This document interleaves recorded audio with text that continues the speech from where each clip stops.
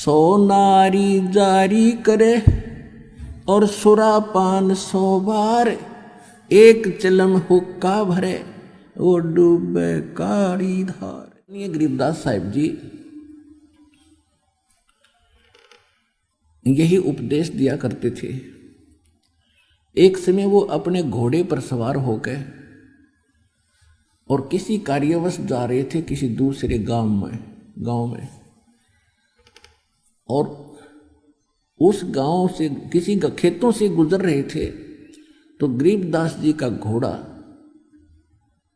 वहां जाकर के रास्ता छोड़कर और खेतों के अंदर से चल पड़ा,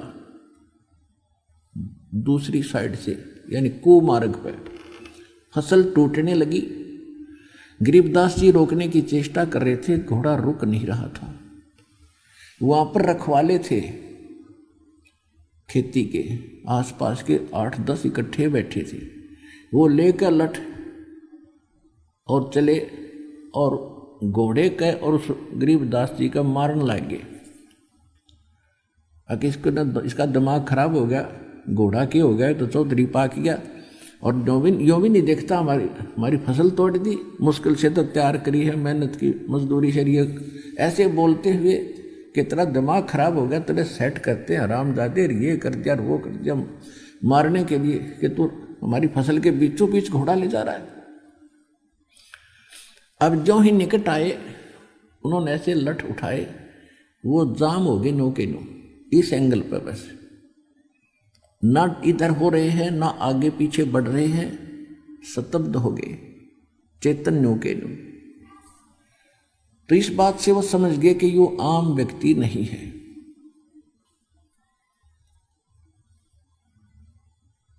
तो गरीबदास जी कहने लगे, भाई क्यों मारना आए थे मुझे तुम? वो कहने लगे, जी पहले हमने कुछ नॉर्मल करो तो बोलेंगे, हमारी तो सांस भी ना आती हमें। ने बोला लेकर दिए नॉर्मल। अब फिर उनका कहाँ ब्यों था, उनको धमकाने और खुरकाने का। हाथ जोड़ के लठ घेर के खड़े हो गए, अज्ञो तो भाई कोई बला है। भाई क्यों मार रहे थे मुझे? कि इसलिए मार रहे थे जी, आप रास्ता छोड़ के घोड़े आपका इधर आ गया था। भाई पशु है, ये मेरे बस से बाहर था। आपको पता मैं कितना कोशिश कर रहा था, जानबूझ कर लाया हूं, तो भी तुम ऐसा करते अच्छे लगते। राह चलते आदमी को तो वैसे फिर भी नहीं करना चाहिए। अरे भले आदमी, तुम्हारा शिष्टाचार भी खत्म हो गया। मैं कोई जानबूझ कर नहीं ले जा रहा था, घोड़ा पशु है, काबू से बाहर हो गया। तो वो कहने लगे, जी घोड़ा आपके काबू से बाहर नहीं हो सकता, आप तो कोई परम शक्ति है।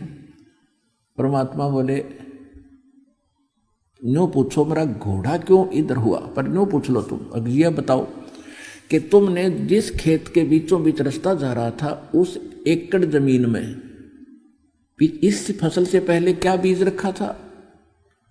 वो बोले, जी तमाकू बो रखा था, तमाकू। तो मेरा घोड़ा उस तमाकू की बदबू से बेदक गया और तुम मनुष्य होकर उसने नाकों में सूड़ो। धिक्कार है तुम्हारे जीवन को। तुमसे तो ये पशु अच्छा जो उससे इतनी नफरत करता है, और तुम ये तोप धरे बैठे उकटे। बंद करो इनको। ये वो तो सारे डर गए, जो कहोगे वे कर देंगे जी, कि आगे से तमाकू नहीं बोओगे। यही इसका मूल मंत्र है इस बुराई को खत्म करने का।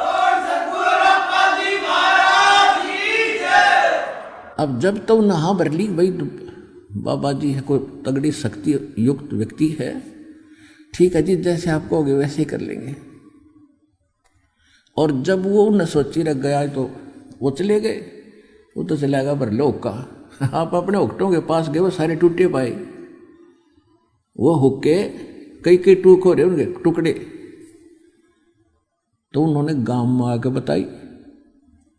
गांव वाले बोले, भाई क्या हुआ, कैसे ऐसे कहानी बनी। एक महापुरुष थे, उन्होंने ये कहा, आज के बाद हुक्का ना, तम्बाकू प्रयोग ना करिए इस गांव में, ये नुकसान बहुत हो जाएगा।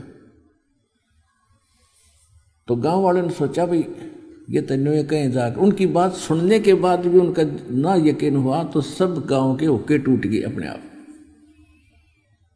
फिर भी किसी ने लाने की कोशिश की तो उनको हानि होने लगी।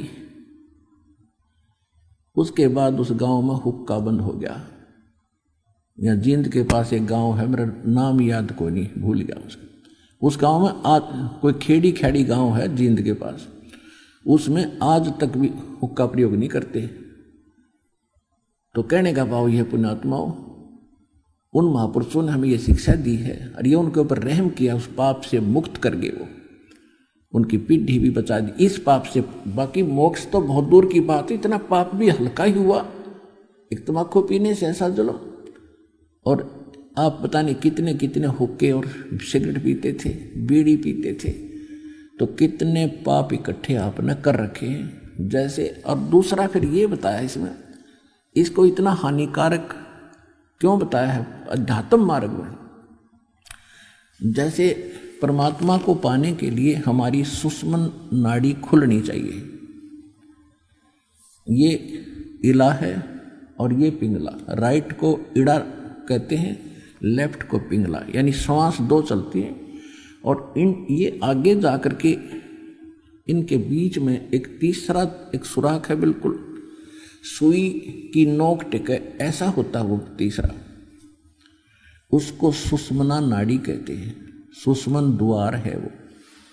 और जब हम हुक्का पीते हैं, सिगरेट तम्बाकू प्रयोग करते हैं, तो वो सबसे पहले उस रास्ते को बंद करता है जिससे हमें भगवान पाना है। तो सबसे बड़ा हानिकारक इस मनुष्य जीवन के लिए, मनुष्य मानव जीवन के लिए इस तम्बाकू को इसलिए भी एक सबसे दुश्मन बताया है, सबसे भयंकर शत्रु बताया है। इसका तो आसपास भी कोई पी रहा है उसके पास भी नहीं बैठना चाहिए, ऐसा बताया।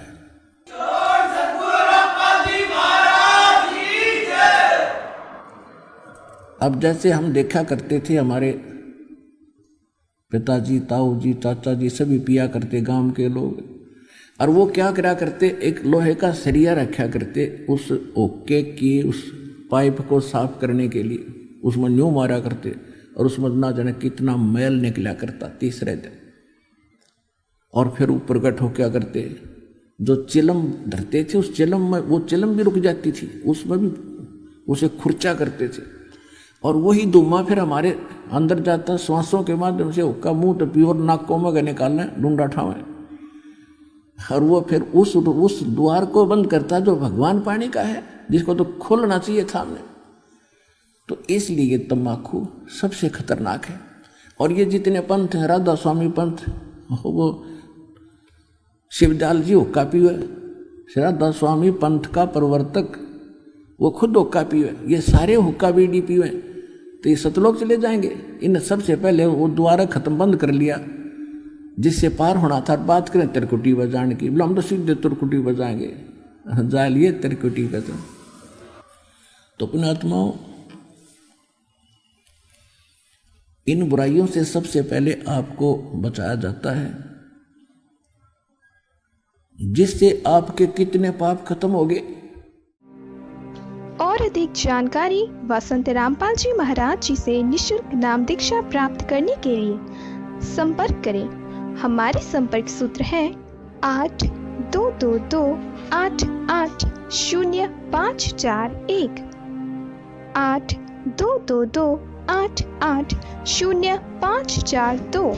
आप नीचे स्क्रीन पर दिए गए हमारे अन्य नंबरों पर भी संपर्क कर सकते हैं। विजिट करें हमारी वेबसाइट पर। हमारी वेबसाइट है www.jagatgururampalji.org।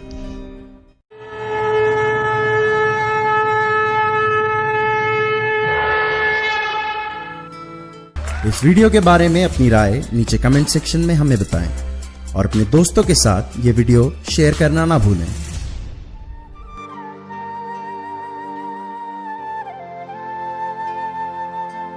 परमात्मा बंदी छोड़ कहते हैं भाई भक्ति करा करो गणी गणी। और ये समय ये दाव फिर नहीं लगेगा।